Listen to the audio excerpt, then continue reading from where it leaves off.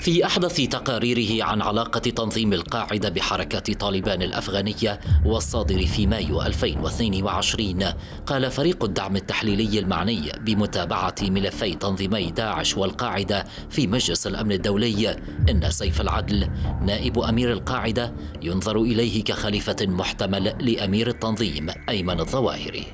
لكن إذا أراد القدوم إلى أفغانستان فمن المتوقع أن ترفض أو تؤجل طالبان هذه الخطوة حتى آخر لحظة ممكنة، وذلك لخشيتها من أن تثير هذه الخطوة حفيظة المجتمع الدولي.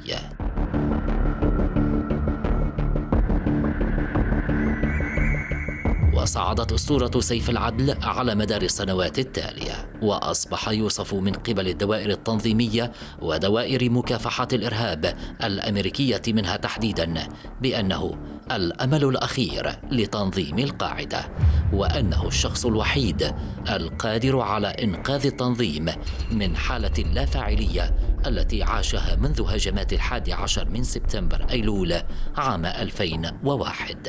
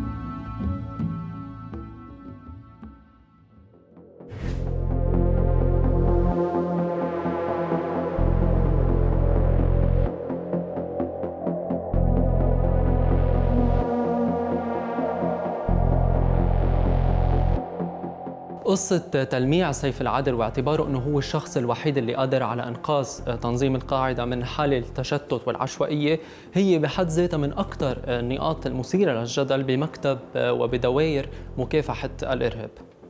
بالتأكيد طبعا مصطفى حامد اللي بيكون سيف العدل هو صهره اشتغل على تعزيز هي الصورة النمطية بشكل دعائي ممنهج، وفينا نشوف المقال يلي نشره سيف العدل بشكل شخصي على موقع مافا السياسي تحت اسمه المستعار اللي هو عابر سبيل. بنشوف بهذا المقال كيف مصطفى حامد حاول تصدير الرسالة اللي نشرها سيف العدل واللي حملت عنوان رسالة القاعدة إلى موقع مافا السياسي اللي كانت الجزء الأول ونشرت بديسمبر 2012. وقال فيها مصطفى حامد بتصدير هاي الرسالة، قال: أحد أخوة الجهاد ورفقة السلاح القديمة في أفغانستان، وأن تسميته بعابر سبيل يستمد من صفة مميزة لجيل كامل طحنته أحداث أكثر من عقدين من الزمان وحفلت بصراع تاريخي ثقيل الوطأة خاضه ذلك الجيل بلا قيادة حقيقية وبلا خبرة مسبقة. وبنظرة على المقال بنلاحظ كيف مصطفى حامد بيطعن بقيادة القاعدة وبنفس الوقت بيقوم بتلميع صورة سيف العدل. بالضبط. 5 مقالات لا ينقصها الصدق أو حرارة العاطفة أرسلها أحد إخوة الجهاد ورفقة السلاح القديمة في أفغانستان. أطلق على نفسه هنا كنية جديدة هي عابر سبيل، وهي صفة تجمع جيلاً كاملاً طحنته أحداث أكثر من عقدين من الزمان، حفلت بصراع تاريخي ثقيل الوطأة خاضه ذلك الجيل بلا قيادة حقيقية وبلا خبرة مسبقة. سلاحه الوحيد كان إخلاصاً شديداً وفدائية كاملة، أو روح الاستشهادية بمعنى أوضح. وعن براغماتية مصطفى حامد الأستاذ جمال المنشاوي اللي هو خبير الحركات الإسلامية ومسؤول الجماعة الإسلامية بالخارج والسابق حكى عن هالموضوع. مصطفى حامد تعرف إنه هو يعني هو براغماتي، يعني موضوعات العقيدة والحاجات دي، بخلاف مثلا أيمن كان يهتم جدا بحكاية التاريخ وحكاية الدور اللي عمله الشيعة الدولة الصفوية وعملت إيه مع دولة الخلافة وكده، فكان مهتم بالقصة دي.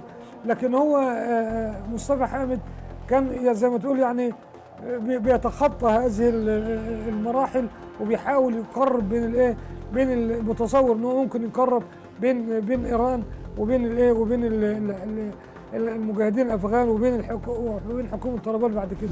مصطفى حامد اتبع استراتيجية مزدوجة بالترويج لصهره سيف العدل من خلال انتقاد تنظيم القاعدة وقيادته والقول أنه أضاع جيل كامل من الجهاديين، بمقابل الترويج بشكل مبالغ فيه لصهره سيف العدل من خلال المقال يلي نشر تحت اسمه المستعار عابر سبيل. يفتقر المسلمون بشدة إلى حوار داخلي صحي وصحيح، كما يفتقد الجهاديون بشكل أكبر إلى القدرة على مخاطبة بعضهم البعض لتوحيد البنادق المجاهدة في بندقية واحدة، أو على الأقل ممارسة العمل الجهادي المقاوم طبقاً لرؤية ودستور عملي موحد، مع الإقدام على محاورة باقي المسلمين بروح إسلامية حقيقية لإعادة أمتنا الممزقة لتكون مرة أخرى أمة واحدة. المقال هيدا كله مغالطات.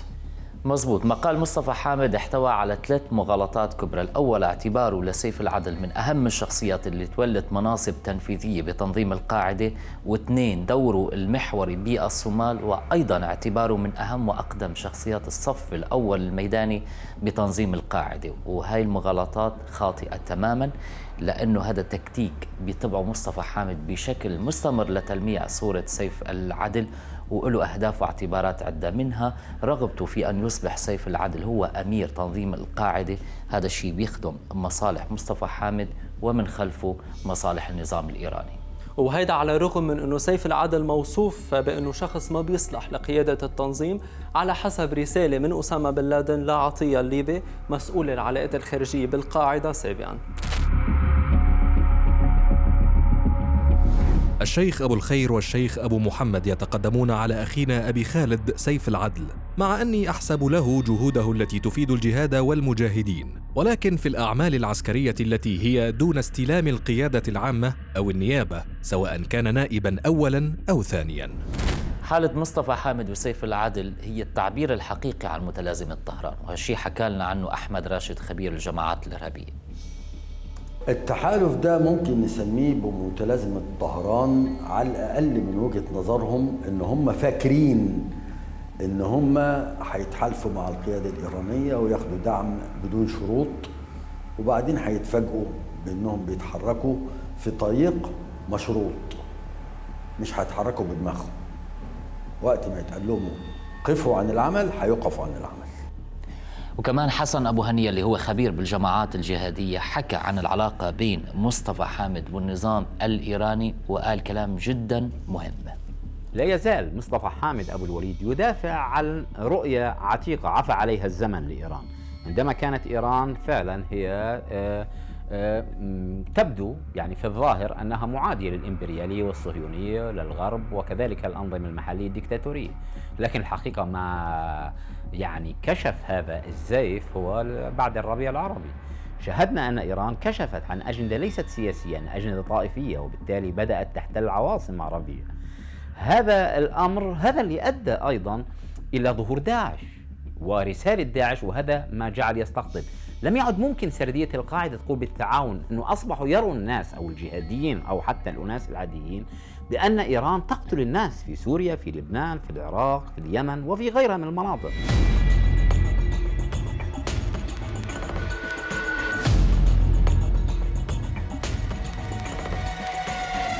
بإطار صناعة أسطورة سيف العدل الزائف، في كتير من المقالات والكتابات اللي بتخلط بين شخصية سيف العدل واسمه الحقيقي محمد صلاح الدين زيدان، وبين شخصية أخرى اللي هي محمد مكاوي المعروف بأبي المنذر. طبعا محمد مكاوي كان ضابط سابق بالجيش المصري، وصل لرتبة عقيد بسلاح الصاعقة، ثم انتقل إلى أفغانستان مع بداية الجهاد الأفغاني، وانضم في أفغانستان لحركة الجهاد الإسلامي طلائع الفتح، وصار متحدث رسمي للجماعة. طبعا حركة الجهاد الإسلامي طلائع الفتح هي حركة منشقة عن حركة الجهاد المصري بإمارة أيمن الظواهري سنة 93.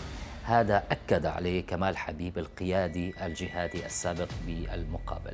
فترة طويلة الولايات المتحدة الأمريكية كانت تظن أن اسمه محمد مكاوي، وبالتالي يعني هو الشخصية الغامضة التي لا تعرف الولايات المتحدة الأمريكية وربما لا يعرف العالم يعني عنه إلا مجرد الصورة، لكن بالنسبة لاسمه ربما مؤخرا بدأ يعني بعض من اقتربوا منه يقولون أن اسمه محمد صلاح وأنه من المنوفية وأنه يعني دخل تماس مع فكرة السلفية الجهادية مع بعض المساجد ونحوه. الخلط بين الشخصيتين كان منتشر بالصحافة العالمية وبوكالة الاستخبارات الأمريكية، إلا أنه BBC نشرت فيلم عن الموضوع بيوضح أنه محمد مكاوي هو مش ذاته بيكون سيف العدل. مزبوط يا كريم، الخلط بين الشخصيتين تم إن كان بالFBI أو بالCIA. مكتب التحقيقات الفيدرالي بيعتقد أنه محمد مكاوي اللي عم نشوفه حاليا هو نفسه سيف العدل، ورصد $25 مليون للإدلاء بمعلومات عنه. لكن إذا مندقق هون بهذا الفيلم يلي أجرته BBC بالتسعينات مع العقيد محمد مكاوي حيث كان يتواجد ببيشاور بباكستان، إذا بتدقق حتشوف أنه صورة سيف العدل الموجودة على مكتب التحقيقات الفيدرالي مختلفة كليا عن صورة محمد مكاوي. هذا الخلط قد يكون مقصود أو غير مقصود. سيف العدل أعتقد أنه حذر لدرجة أنه تعلمي حتى أن هناك يعني بالقاعدة أحيانا أو بعض فروع القاعدة تنكر وجود سيف العدل في إيران، يعني بمعنى تصل لحد الأمر، وبالتالي الأمور ليست واضحة. يعني سيف العدل رجل لا يزال منذ بداية دخوله في الجهادية حتى الآن هو أحد أكثر الرجال غموضا. تعلمي لفترة طويلة حتى أجهزة الاستخبارات لم تكن تعرف ما هو اسمه الحقيقي يعني، ولغاية الآن يعني حتى مكتب المكافآت نرجع كان يخلط بينه وبين يعني شخصية أخرى. واللي ساهم بانتشار هذه الكذبة بما قال بعنوان السيرة الذاتية للقائد الذباح أبو مصعب الزرقاوي. هذا المقال لا يعرف كاتبه الأصلي حتى اليوم. يحتمل أن يكون أحد أنصار سيف العدل مثله مثل مصطفى حامد. طبعا بهذا المقال يزعم الكاتب بأنه سيف العدل هو عقيد سابق بالجيش المصري بسلاح الصاعقة، وأيضا انضم وأسس خلية للجهاد المصري، ومن بعد انضم لتنظيم القاعدة وأصبح نائب لأسامة بن لادن. وأشار ياسر السري مدير المرصد الإسلامي، وهو هيئة إعلامية حقوقية مقرها في لندن، إلى أن سيف العدل هو محمد صلاح الدين زيدان، متزوج من مصرية وهي ابنة القيادي الجهادي أبو الوليد مصطفى حامد، بينما العقيد محمد إبراهيم مكاوي أبو المنذر متزوج من سيدة باكستانية. محمد مكاوي استاء من محاولات مصطفى حامد وسيف العدل للترويج أنه هو وسيف شخصية واحد، وهذا الشيء كان واضح بتصريحاته بمطار القاهرة لما ألقوا القبض عليه. سأواجه أي جهة أمنية تستطيع أن تثبت أنني سيف العدل، فهو شخص آخر يدعى محمد صلاح زيدان، كان ضابط احتياط سابق بالقوات المسلحة وتقمص شخصيتي وادعى أنني هو. مصدر مقرب من عائلة سيف العدل أكد أنه سيف ما كان ضابط نظامي محترف بالجيش المصري، إنما تخرج من كلية التجارة والتحق بالخدمة الإلزامية بالجيش. هذا بيعني أنه هو ضابط احتياط، وأعلى رتبة وصل إليها هي ملازم أول، وهي رتبة تصنف ضمن رتب الضباط الصغار بالجيش، ولا يصلح حاملها لأن يتبوأ مناصب قيادية. وهيدا بيعني أنه خدمة سيف العدل بسلاح الصاعقة المصرية هي كذبة مثل غيرها من الأكاذيب المرتبطة بشخصيته. حتى مصطفى حامد ذكر في كتابه المطار 90 أنه سيف العدل هو ضابط في سلاح المسلط.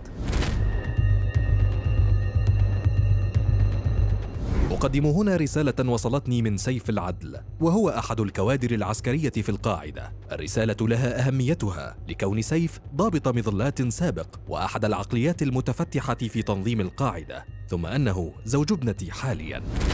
وعنا فاضل هارون الصومالي الملقب بأمين سر القاعدة. هذا الشخص كان المرافق الخاص لسيف العدل وحارسه الشخصي. بيأكد أنه سيف العدل لم يكن من قادة الصف الأول في القاعدة، وأيضا هو كان مجرد ضابط احتياط مظلي. وأكد فاضل هارون الصومالي أنه سيف العدل شغل حقيبة الأمن في القاعدة لكن تحت إمرة أبي حفص المصري. هذا بيعني أنه لم يكن أميراً عاماً في التنظيم، إنما كان يعمل تحت إمرة أحد الأمراء. وبيأكد أنه الهالة يلي نسجت حول شخصية سيف العدل الأسطورية هي هالة مزيفة. ومن هذا يثبت بما لا يدع مجالا للشك أن المدعو سيف العدل ليس ضابطا محترفا من الأصل، وأن قصته ملفقة. سيف العدل اعترف على استحياء بإحدى مقالاته على موقع صهره مصطفى حامد أنه هو شخص مختلف عن العقيد محمد مكاوي، وما نفي أي من الأكاذيب المتداولة عن الخدمة والخبرة العسكرية المزعومة له. ولجأ سيف العدل لنفي أنه هو محمد مكاوي وشخص محمد مكاوي نفسه، نظراً لأنه محمد مكاوي انزعج من ربط سيف العدل بشخصيته الحقيقية، وأيضاً تضرر محمد مكاوي من اتهام الولايات المتحدة له بأنه هو سيف العدل. طبعاً النفي سيف العدل بيرجع لأسباب كثيرة، منها خشيته من أنه محمد مكاوي يفضح أسرار حول علاقته وعلاقة أيضاً مصطفى حامد بالنظام الإيراني، كون العقيد مكاوي يمتلك الكثير من المعلومات حول العلاقة بين تنظيم القاعدة والنظام في إيران.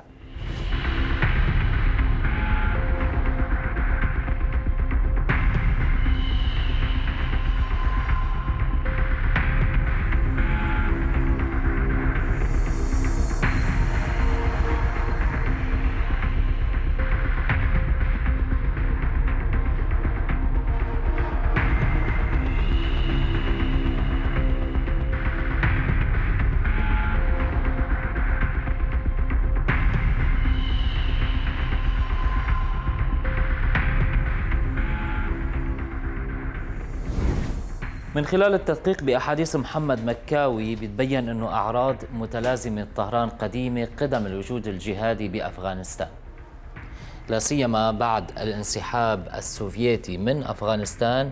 وبهذاك الوقت حاولت جميع التنظيمات الجهادية التقرب من إيران، ولا سيما تنظيم القاعدة. ومن بين الأوائل اللي أنشأوا علاقات مع الاستخبارات الإيرانية والحرس الثوري هو مصطفى حامد وسيف العدل، ومن بعده أيمن الظواهري يلي التحق مع الإيرانيين من وقت وجوده بتنظيم الجهاد المصري. مكاوي أيضاً اتهم أيمن الظواهري بأنه عميل مزدوج وتلقى أموال ودعم من إيران بحسب مكاوي. الظواهري عميل مزدوج وتربطه علاقة بإيران، وهو يتلقى الأموال من إيران، وآخر صفقة أموال إيرانية تسلمها تبلغ 25,000 دولار، كما أن الإيرانيين يتصلون به باستمرار. هجوم أيمن الظواهري على إيران شكل علامة فارقة بعلاقته مع النظام الإيراني. طبعا إيران وظفت مصطفى حامد ومن بعده سيف العدل لمواجهة التيار الرافض للعلاقة مع طهران، حتى أنه مصطفى حامد هاجم أيمن الظواهري بالعديد من المقالات اللي كتبها. واعتبر مصطفى حامد أنه من بعد مقتل أسامة بن لادن ما ظهرت أي قيادة جهادية على ذات القيمة، وهون بيكون عم بلمح أنه أيمن الظواهري ما بيصلح يكون قائد للتنظيم. منذ رحيل بن لادن لم تظهر أي قيادة جهادية بنفس القدر، والعمل الجهادي نفسه أصبح شعاراً للفرقة الإسلامية والفوضى، ولم يعد هو أمل المسلمين في الخلاص بقدر ما أصبح خطراً يهدد بلادهم وأمنهم. ويفتقد العمل الجهادي إلى شخصية جامعة وقادرة على استيعاب طبيعة التحديات وطرح الحلول ومراعاة مصالح الأمة الواحدة، وليس التنظيم المتفرد والقائد الأوحد. وبما قال له تحت عنوان موقف السلفية العربية من الإمارة الإسلامية، هاجم حامد ما وصفه بالسلفية العربية واللي بيقصد فيها السلفية الجهادية المعادية لإيران، واللي بتعتبر أنه النظام الإيراني نظام معادي وما بينبغي التحالف معه. سحب الشرعية الدينية من الإمارة الإسلامية وقائدها أمير المؤمنين هو هدف القطاع الأكبر من السلفية الجهادية العربية، لتبقى الشرعية الدينية لهم في ساحات العقيدة الصحيحة الممتدة من تركيا إلى مشيخات النفط وجزيرة الصهاينة.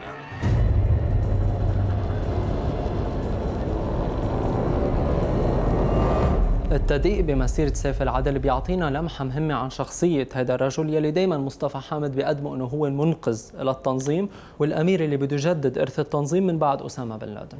وبغض النظر عن الصورة الكاريزمية اللي حاول مصطفى حامد وغيره تقديمها لسيف العدل، إلا أنه الكتابات اللي نشرها رفاق سيف العدل بتظهر جوانب أخرى بشخصية الرجل، منها الدكتاتورية والرغبة بالاستفراد بالقيادة. هذا الشيء أشار له فاضل هارون الصومالي بمذكراته، وقال أنه سيف العدل كان يتابع كل التحركات ويغضب من يتصرف بشكل منفرد.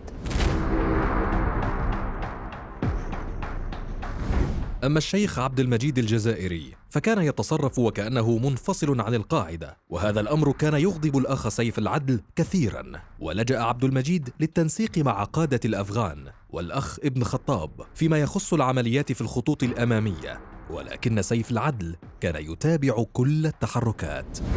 وكمان سيف العدل ما كان متعود إدارة الأزمات بشكل دبلوماسي. طبعا لما وصل على الصومال عام 1995 زاد الانقسام بين العرب والصوماليين. الصوماليين حسوا أنه العرب بدهم يتحكموا بقرارهم ويتدخلوا فيه، وهذا الشيء ما رضوا فيه أبدا. ولما جاء الأخ سيف العدل وحل مكان حمد ازدادت الأمور سوءاً، فقد شعر الصوماليون أن الإخوة العرب يريدون التدخل في قراراتهم، وهذا ما لم يتقبلوه وازدادت الخلافات. اضطر الشيخ أبو حفص للتدخل وفض النزاع. ولما فشل سيف العدل بالصومال انتقل لليمن والتحق بخالد الشيخ محمد وحاول تثبيت وجود القاعدة هونيك، وكانت خطته بنقل السلاح عبر الأراضي اليمنية للصومال.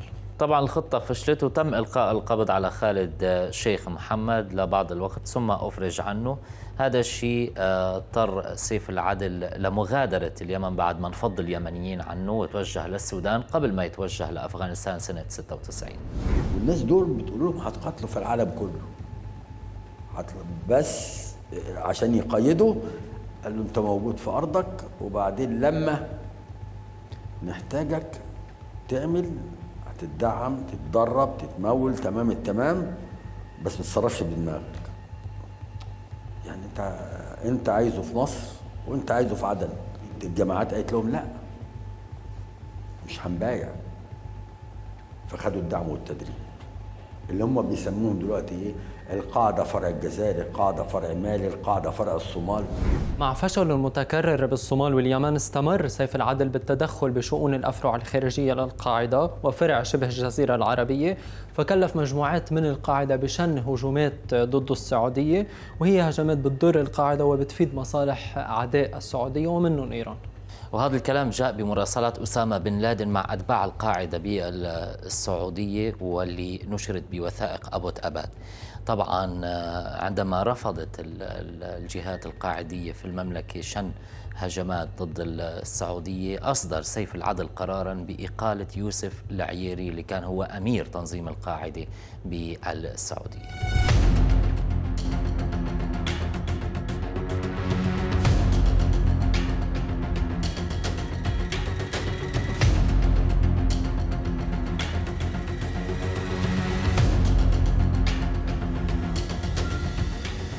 وأوضح الأمثلة اللي ممكن نشوفها باليمن. تنظيم القاعدة بشبه الجزيرة العربية صار يلعب دور الطابور الخامس بالنسبة للحوثيين ويقدم مقترحات لتحالفات بالمغرب العربي، وهي أفكار مصطفى حامد.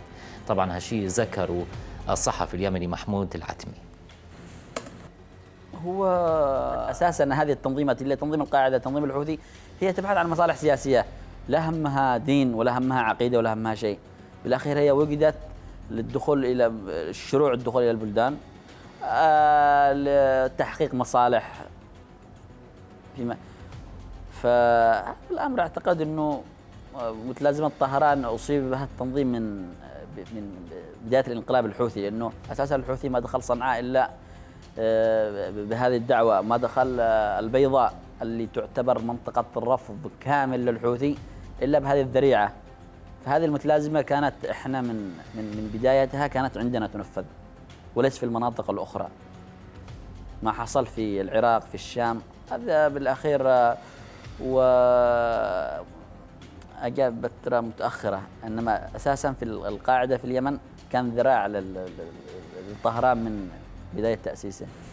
واعتاد سيف العدل على حجب الرسائل عن قيادة القاعدة العليا خصوصا لما بتتعارض مع مصالح إيران. هالحكي صحيح، لأنه سيف العدل سبق وأن حجب رسائل الفرع السوري عن أيمن الظواهري وفق ما ذكره عبد الرحيم عطون برسالته بالرد على الظواهري. وقتها سيف العدل حجب الرسالة وأرسل له رسالة أخرى بديلة تهاجم المجموعة السورية وأيضا تهاجم أبو الخير المصري اللي كان نائب أمير التنظيم والمرشح الأول لخلافة أيمن الظواهري. كون 2 من أعضاء اللجنة الملزمة في قراراتها موجودين في دولة عدو إيران، وهما معذوران في كونهما محتجزين عندها، أما أن يملكا الأغلبية في القرارات الملزمة فأمر غير صحيح. طبعا هي الوقائع وغيرها بتثبت انه سيف العدل يلي بيستمد افكاره من مصطفى حامد اضر بشكل كتير كبير بتنظيم القاعده، وهذا بيأكد انه لا يصلح لان يكون امير للتنظيم. طبعا معاناة سيف العدل امتدت من تنظيم القاعده الى عائلته وعائله مصطفى حامد ايضا. هذا الشيء بدل عليه الاحداث يلي تعرضت الى العائله، عائله حامد وأيضاً عائلة سيف العدل بإيران.